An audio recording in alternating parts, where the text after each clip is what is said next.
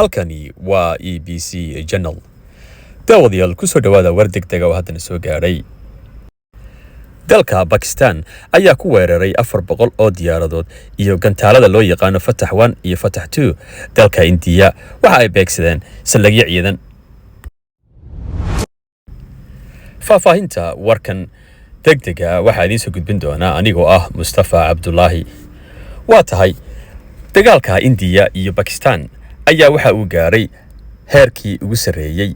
waxa ay soo adeegsadeen weeraro dhinac kasta ah. waxa xalay weerar ba'an lagu qaaday dalka Pakistan waxaana qaaday dalka India waxayna beegsadeen saldhigyada ciidanka cirka dalka Pakistan 3 saldhig halkaas oo ay la dhaceen madaafiic iyo gantaalo.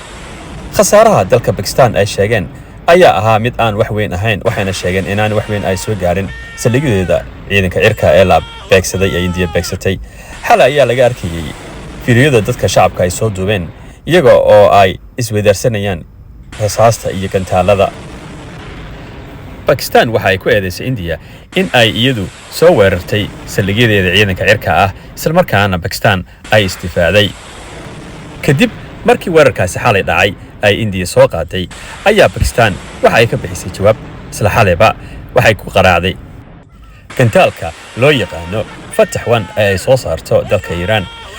isla waabarigii saaka xilligii salaada subax ayay ku bilaabeen Pakistan. kadib saaka aroortii hore waxa ay Pakistan ku qaaday weerar xagga cirka ah kaas oo ay adeegsadeen 400 oo diyaaradaha droneska ah iyo diyaaradaha yada dagaalka caadiga ah. waxa kale ay adeegsadeen gantaalka loo yaqaan Fatah 1 iyo Fatah 2 waxayna beegsadeen saldhigyo ciidanka India ay leeyihiin oo ku yaala gudaha dalka India.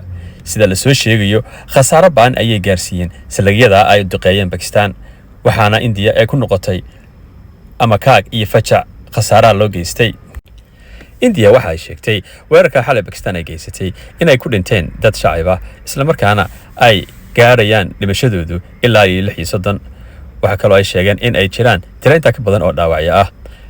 sida ay wararku sheegayaan waxa lagu arkay gudaha dalka India diyaaradaha dagaalka ee Pakistan oo dul hayaabaya gudaha dalka India. dadku waxay isweydiinayaan waxa ku dhacay difaaca cirka ee India sababta ay diyaaradaha ay isaga difaaci waayeen ama ay u soo ridi waayeen. dhinaca ay sheegtay in ay beegsadeen saldhigyada ciidanka cirka ee dalka India ee ku yaala dhinaca xadka ah isla markaana ay gaarsiiyeen khasaaro ba'an. waxa la sheegayaa in ilaa diyaarado gaaraya 35 lagu burburiyay saldhigyada ay qaraaceen. waxa kale oo wararku sheegayaan in dalka Pakistan gudaheeda markii ay India soo weerartay in ay iyagu iska difaaceen waa sida hadalka u dhigeen isla markaana ay soo rideen gantaaladii India ay soo ridaysay. Pakistan waxa kale oo ay sheegtay in diyaaradaha ilaa imika ay soo rideen ay gaarayaan ilaa 77 diyaaradood. dhinaca kale dalka India maraakiibtooda dagaalka ayaa waxay u ruqaansadeen dhinaca iyo badda Pakistan. lama garan karo xaaladdu ay noqon doonto.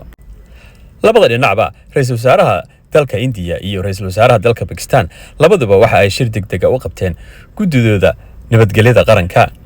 waxa ka soo bixi doonana waynu eegi doonaa wararkayga dambe. haddii dagaalkani uu sii socdo waxa halkaasi ka soo socda khatar weyn waayo labada dalba waxa ay ku hubaysan yihiin hubka nuclearka kaas oo khatar ah caalamka.